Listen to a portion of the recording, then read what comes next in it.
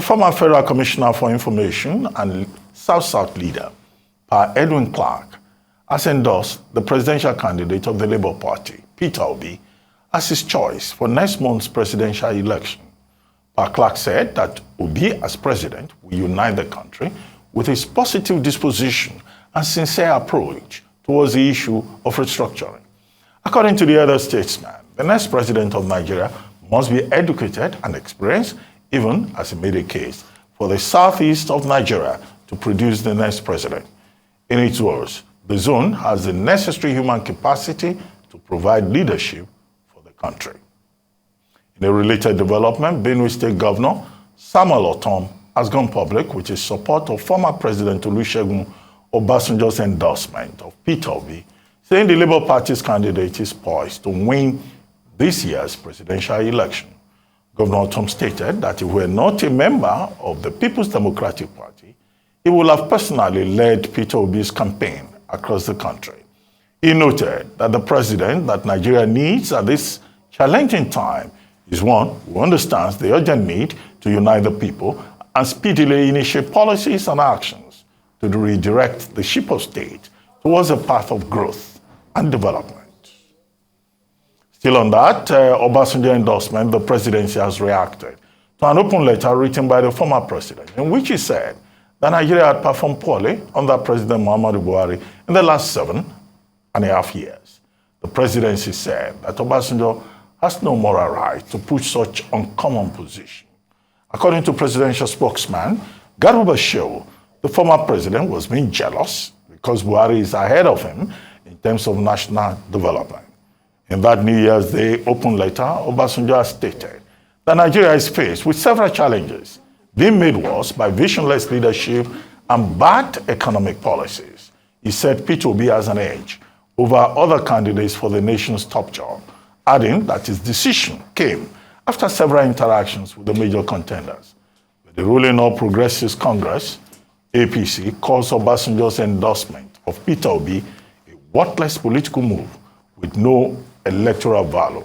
African Action Congress presidential flag bearer, Omoyele Sowore, called the decision of the former president an endorsement of failure, he said. Well, joining us now on this program, meanwhile, Rivers State Governor too, Nyesom Wike, has said that Obasanjo's decision with regard to Peter Obi speaks volumes about the character of his former vice president and current presidential candidate of the People's Democratic Party, Atiku Abubakar. Wike called Atiku a bad product. You work under somebody.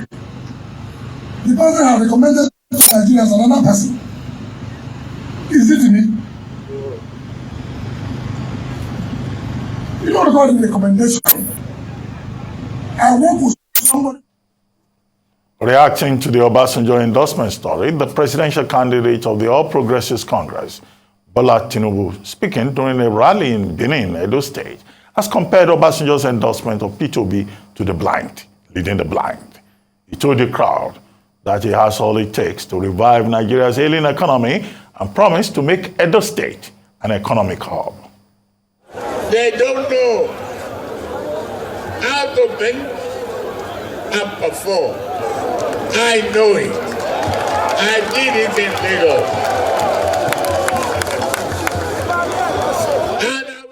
In the wake of that much sought-after presidential endorsement, a spokesperson of the Tinubu-Shettima Presidential Campaign Council, Festus Keyamo, has claimed that the APC standard-bearer, Bola Tinubu, stands to gain most from Obasanjo's endorsement of Peter Obi. We said at the earlier part of this campaign that Peter Obi is the greatest weapon that Asiwaju has, that Tinubu has. People don't understand what we're saying. I can say it openly now because I know it's too late for him to pull out.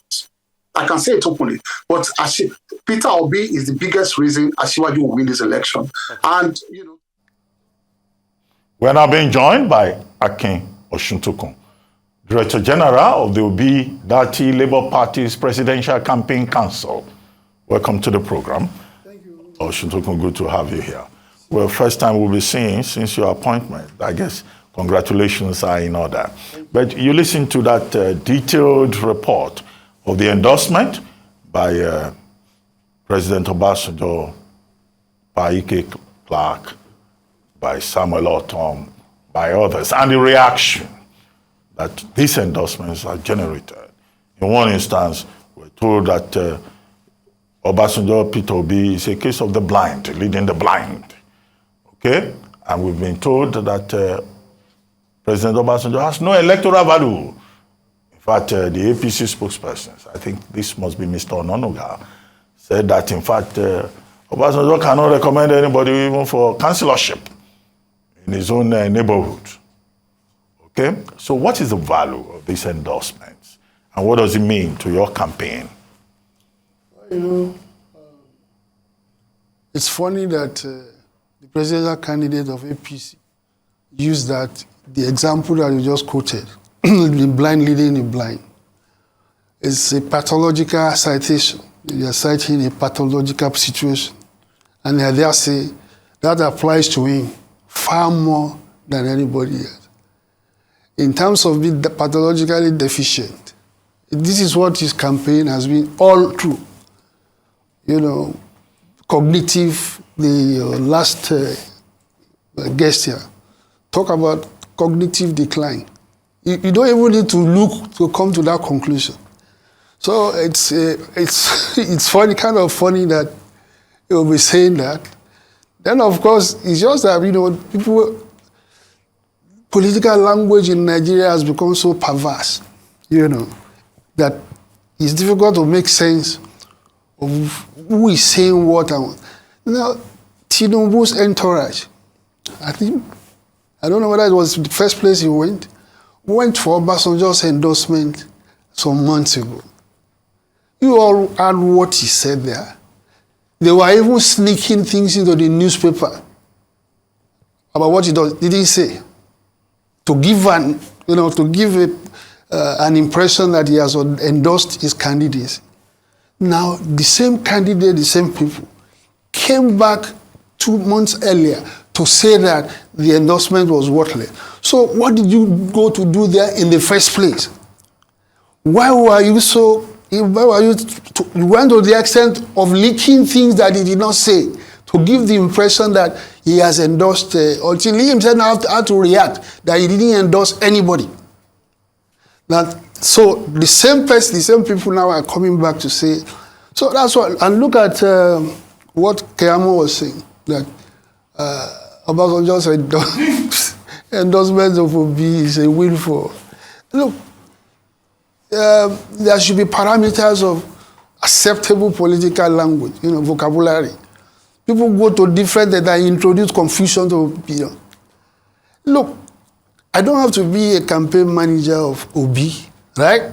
And neither does any citizen of Nigeria need to be, to say that Peter Obi's ticket is way ahead of the other two. Now, from whichever point you want to look at it, as I said, the APC candidate, the election, the campaign he conducted, right? Before he went abroad, some Ulabalu and all this kind of thing. That is not the candidate campaigning to be elected. He was campaigning not to be elected. If that is what you are presenting to me as a candidate, I will not look forward to that kind of president. Well, you know? Well, now you are the Director General of the campaign. Your appointment generated quite some controversy. And you said in one instance that you don't have any moral burden. Of course. Matter. But people have said, how can you be in Zenith Labour Party and you showed up in Labour Party, although the chairman of the Zenith Labour Party has said you have left the party. But what is the motivation for you? In other words, how did you say, okay, this job, I want it, I want to support Peter Obi? What's the basic proposition? You know, you see, I don't want to waste myself. You know, if I have something to meaningfully contribute, it should be what I'm presently doing. But look, the Zenith Party thing was a mistake right from the word go, right? But I wouldn't go delve into that. what I will ask people is that, what is my motivation? For you, if you want to raise the question of morality, then you have to ask me, what is my motivation for doing so? And is it consistent with positions that I've had over 1 decade? That if you look at, fortunately, I do that publicly in my column. There is nobody who will have been reading my column for the past 1 decade who will not pick Obi as a candidate that this man will support. There is no way. It is that logically consistent. So because of that, I should go and do, look, as I said, I've resigned from the party anyway. But when we want to raise moral issues, so you don't need to look far for evidences to adjudge me as immoral or moral. It's there in the open. As simple as ABC, clear. My position on how it was, I was years, Obi came to meet me where I was years ago, where I had arrived. So when people talk loosely like this, people just bandy words around as if, words have lost their meaning. That, what's my motive? A presidential candidate, one of the so-called leading to, asked me to come and lead his campaign. I have a very, very good personal relationship with him. I had to decline. Right? And of course, going there would have been a much more comfortable for me thing to do. Who is that presidential candidate? No, I'm not at liberty to disclose his name. But you see, it's just part of an explanation, the context, within which my decision was taken. That's what I'm saying. If I want, you have to, that is, what is my motive for doing, for offering myself for that job? What is it? Is it in terms of my antecedents? How does it fit into what Nigeria needs most at this time? If I want to contribute my quota to Nigeria presently, what better way could I have done it than supporting that a clearly far better candidate? Okay. And a reformer. As campaign director, what are your priorities, considering the fact that before the February 25 presidential election, you just have a few weeks, right? What are your priorities? Well, priorities is to reach those parts of the country that, the remainder of our campaign itinerary, to visit the place, especially the north. So that is the priority. And of course, to re-energize those who started the campaign, those who own it in the first place, and that is the younger generation, right? There is the fervor with which they started it, maybe because of the long drawn period, So we need to again now to tell them, look, this is your chance. Like Franz Fanon said. He said, out of relative obscurity, each generation must find its destiny. Or betray it. Fulfill it or betray it. So the Nigerian youths have found their destiny. So it is for them now to fulfill or betray it. Yeah, but there have been concerns about some of these polls that we have seen. Yes, most of them have favored your candidate. But the APC, the PDP, they say those polls are organized by persons who are close to Peter Obi and do not reflect, in their view, the reality of the wishes of the electorate. Look, don't let me disclose it. But okay, if you have about 6 or 7 polls, and 6 of them have been consistently saying the same thing, including the one conducted by Bloomberg. Now, Nigerians were very funny when the way we are disposed towards the scientific society baffles me at all. The only thing that they have is anecdotal. They are from their own position that no, it can't be, right? But the idea is a group. That is their job, right? Their credibility is on the line, right? They went out, collected data, came to this conclusion, you that you did not do so, you are saying what they say is not correct. It's not correct.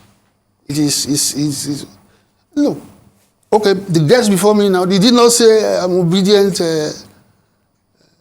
I can't remember the last time anybody came here to say I'm proudly APC or proudly PDP. Well, we've had guests on the morning show. They won't say proudly. You can say I'm a member of fellow proudly. There's nothing to be proud about being members of those two parties. But you see, what I'm saying is that, look, you can't just pronounce on what you have not investigated that the other person who is making the proposition has done. And it is not just one paper of, there are several pages, right? From which, if you take the pain to read them, you will see the kind of effort and the detachment that are gone into producing. Okay, finally, before we go, Balogun Osuntokun, Garuba Shehu says President Obasanjo is jealous of the achievements of President Muhammadu Buhari. See, the jealous means another. We have to now discover another meaning of jealous. What is there to be jealous about Buhari, for God's sake? What? Look at the latest outrage. His cousin or young friend, a member of the House of Representatives, took a memo to him saying 15 trillion naira is missing stamp duty somewhere in Central Bank or somewhere. Set up a committee in which he put himself as secretary, one consultant as chairman, Chief Justice of the Federation as a member, Minister of took it to the president of our country, and the president endorsed it, signed it. You see that?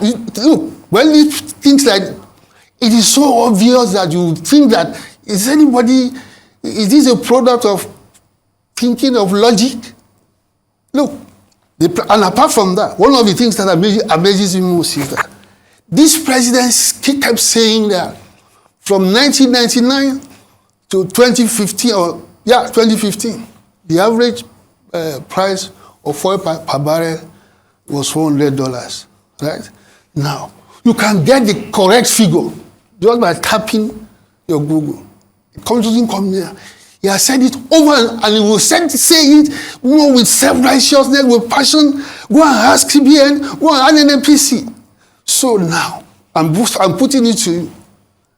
Please do a little research, ask somebody else to please compile or find an average of what the barrel oil per barrel came from 1999 to 2015. Ask. It's not difficult. It's something you can do within a minute to compute the average price of. So then you have a president. He has been saying this thing for the past 2 years. I've written about it twice. That, look, it's not good to be calling your president a liar. But that is a lie. And the president is so how do you begin to compare Obasanjo? Is it in terms of energy? Hands-on? Obasanjo jealous of Obasanjo because he's energetic than him? Look, it's like comparing sleep and death. Balogun Osuntokun, okay.